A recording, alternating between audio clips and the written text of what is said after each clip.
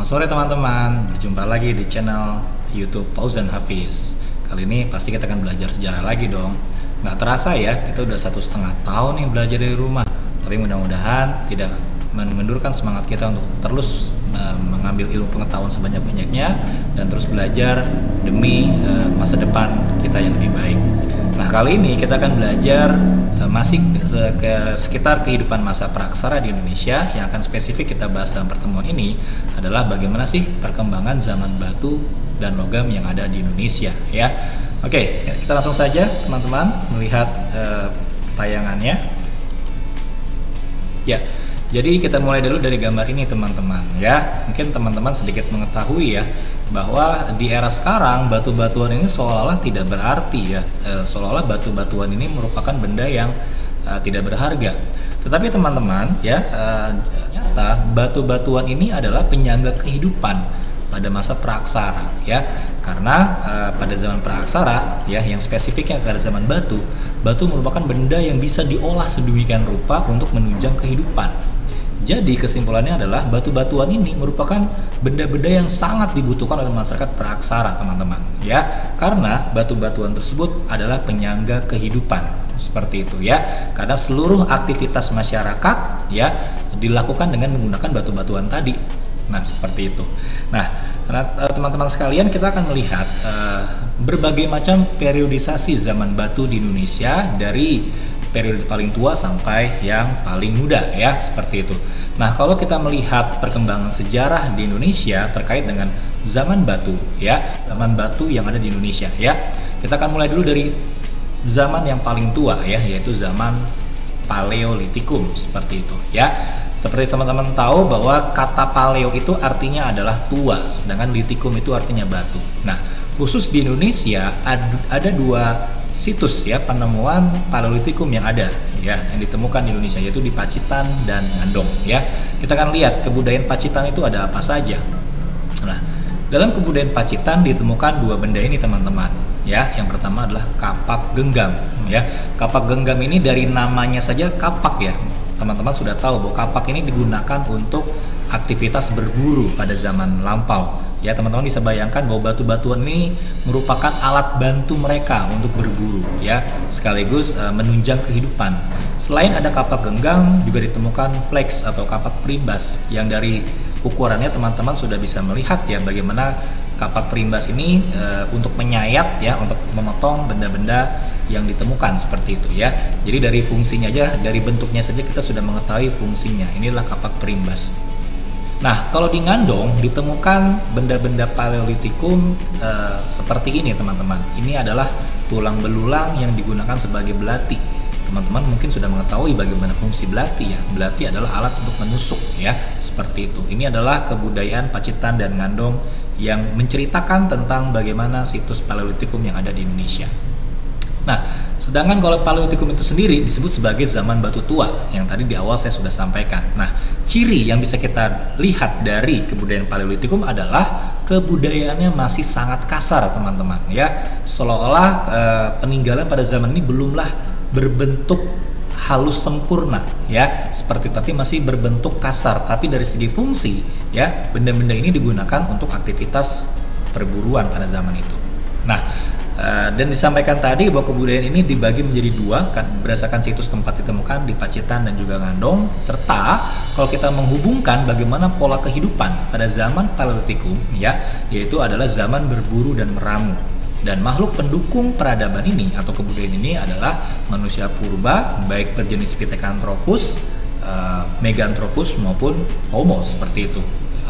Atau di awal-awal adanya manusia modern itu menggunakan peradaban ini ya, kebudayaan dari peradaban ini seperti itu.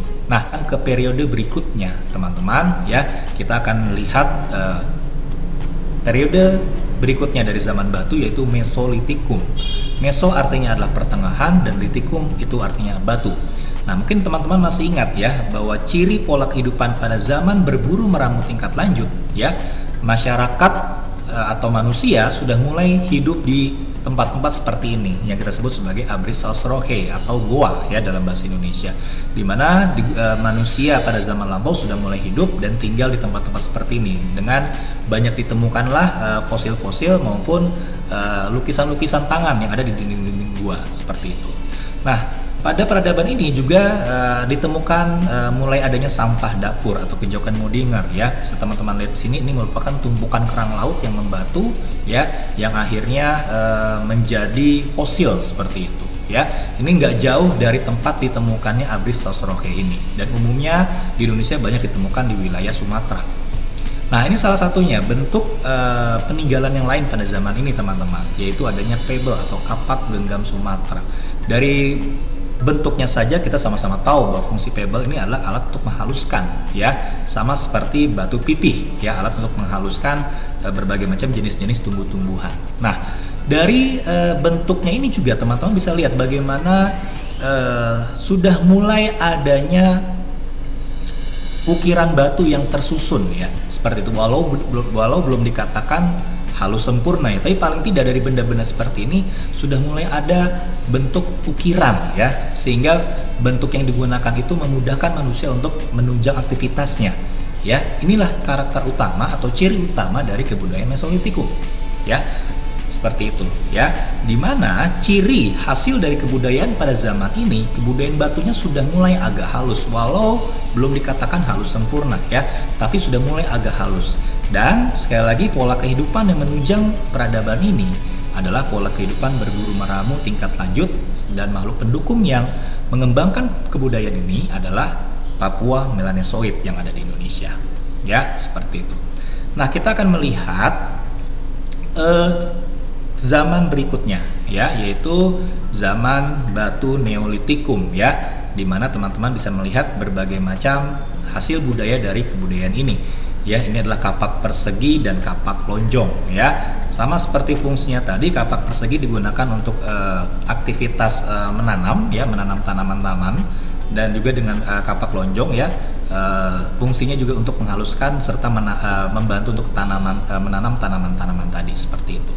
Nah, dari dua bentuk ini sudah teman-teman bisa membandingkan ya, bahwa pada zaman pada zaman Neolitikum ini peradabannya sudah mulai halus sempurna bentuk batunya teman-teman. Sekali lagi, ini menandakan berkembangnya pola pikir dan kebudayaan dari masyarakat, seperti itu ya. Nah, istilah Neolitikum itu sendiri itu diambil dari dua suku kata. Neo artinya adalah baru, dan litikum itu artinya batu ya. Jadi zaman batu baru Neolitikum itu. Serta pola kehidupan yang mendukung kebudayaan ini adalah pola kehidupan pada masa bercocok tanam atau food producing. Serta makhluk pendukungnya ada di Indonesia adalah bangsa Proto Melayu yang kurang lebih datang ke Indonesia 20.000 tahun yang lalu, seperti itu ya. Nah, kita akan melihat ke periode berikutnya, yaitu zaman Megalitikum teman-teman ya. Mega itu artinya adalah besar, dan litikum itu batu. Jadi kesimpulannya, pada zaman ini banyak ditemukan benda-benda dari batu yang berukuran besar ya, yang menunjang aktivitas manusia pada saat itu. Nah, ini beberapa temuan-temuan ya teman-teman. Nah, ini adalah menhir ya. Menhir ini digunakan sebagai tugu batu untuk memuja roh nenek moyang teman-teman. Batu berbentuk seperti ini teman-teman, kira-kira tahu nggak ini fungsi untuk apa ya? Ya, nah ini adalah dolmen yang digunakan untuk menaruh sesaji teman-teman ya, seperti itu. Sekali lagi, ini sekali menunjang aktivitas kepercayaan masyarakat pada zaman lampau. Serta ditemukan juga sarkofagus, yaitu peti mati ya, yang terbuat dari batu bulat ya, seperti itu. Dan juga ada peti kubur batu, ini sama fungsinya untuk menaruh jenazah ya, atau mayat yang berbentuk kubus, seperti itu. Dan satu lagi peninggalan pada zaman ini adalah adanya punden berundak-undak ya, yang merupakan tempat pemujaan ya, tempat diadakannya upacara-upacara untuk menyembah roh nenek moyang tadi. Nah, ini adalah bentuk-bentuk peninggalan dari Megalitikum tadi teman-teman ya. Sekali lagi, pada zaman ini disebut sebagai zaman batu besar, dan manusia sudah bisa membuat bangunan yang berasal dari batu-batu yang besar tadi ya, serta aktivitas kepercayaan yang semakin berkembang ya, terutama kepercayaan animisme dan dinamisme. Apa itu animisme? Percaya terhadap roh nenek moyang, dan dinamisme adalah kepercayaan terhadap benda-benda yang dianggap memiliki kekuatan-kekuatan gaib. Nah, seiring perkembangan waktu, teman-teman, bisa kita lihat ya bagaimana transformasi dari batu-batu dari zaman-zaman ini, teman-teman. Baik dari zaman Paleolitikum, Mesolitikum, Neolitikum, dan Megalitikum ya. Kita bisa melihat transformasinya bahwa semakin berkembangnya zaman ditandai juga dengan semakin terampilnya batu-batuan ini dibuat seperti itu, teman-teman. Yang tadinya kita bisa melihat zaman Paleolitikum kebudayaan batunya masih sangat kasar hasil budayanya ya, menjelang ke zaman Mesolitikum sudah mulai agak halus, Neolitikum sudah halus sempurna, dan Megalitikum sudah semakin berkembang. Ini menandakan akal manusia yang juga terus berkembang, teman-teman. Jadi dengan ditemukannya artefak-artefak tadi ya, yang semakin lama semakin bagus, semakin lama semakin sempurna, menandakan perkembangan pola pikir manusia yang semakin berkembang dari zaman ke zaman. Ya, jadi dari penemuan ini bisa kita lihat bagaimana keterampilan manusia dalam mengolah akalnya sudah semakin berkembang, ya teman-teman. Termasuk ke dalam subtema yang akan kita bahas berikutnya, ya, yaitu kita akan mengenal yang namanya zaman logam, teman-teman. Nah, ini sudah semakin modern ya. Nah, zaman logam ini dimulai di Indonesia kurang lebih sekitar 5.000 tahun sebelum Masehi, yang ditandai dengan adanya kedatangan bangsa Dongson, ya. Bangsa Dongson ke Nusantara yang membawa kebudayaan ini ke Nusantara pastinya, ya, seperti itu, ya. Jadi bangsa Dongson ini bisa disebut sebagai bangsa Deutero Melayu dan memperkenalkan pola kehidupan perundagian, ya, yaitu pola kehidupan di mana masyarakatnya sudah mulai adanya spesialisasi kerja, ya, khususnya pembuat logam, ya, dan juga banyak ditemukan benda-benda yang berasal dari logam ini, teman-teman. Ini salah satunya nekara, ya. Ini juga banyak ditemukan di Nusantara yang memang tujuan pembuatan dari nekara ini adalah sebagai alat untuk upacara keagamaan atau upacara ritual, ya. Sedangkan moko, ya, ini adalah benda yang digunakan untuk mas kawin pada zamannya, teman-teman. Serta kapak corong, ya, yang digunakan untuk aktivitas menanam, ya.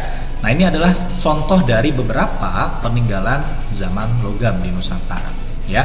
Nah, sekarang kita akan melihat sedikit mengenal bagaimana sih cara pembuatan logam, ya, seperti itu.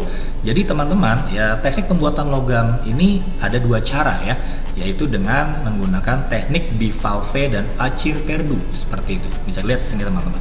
Kita akan mengenal dari teknik bivalve terlebih dahulu, ya. Bivalve disebut juga sebagai teknik pembuatan logam dengan menggunakan cetakan, teman-teman, ya. Ini langkah-langkahnya pembuatannya. Jadi sang pembuat logam dia harus membuat model logam terlebih dahulu, ya, seperti itu, ya. Buat modelnya dengan menggunakan dua cetakan tadi, ya, seperti itu. Cetakan bisa diambil dari benda logam yang sudah jadi, ya. Nah, cetakan tersebut diberikan lubang pada sisi bagian atas dan bawah, serta cairan logam bisa diisikan dari dua lubang tersebut, ya.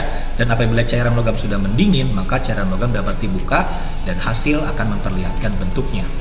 Nah, kurang lebih seperti ini, teman-teman, ya, dengan menggunakan teknik cetakan, ya, bivalve itu. Nah, teknik yang kedua, ya, yaitu teknik yang bernama acir perdu. Nah, ini mungkin agak sedikit ribet, ya, teman-teman, ya.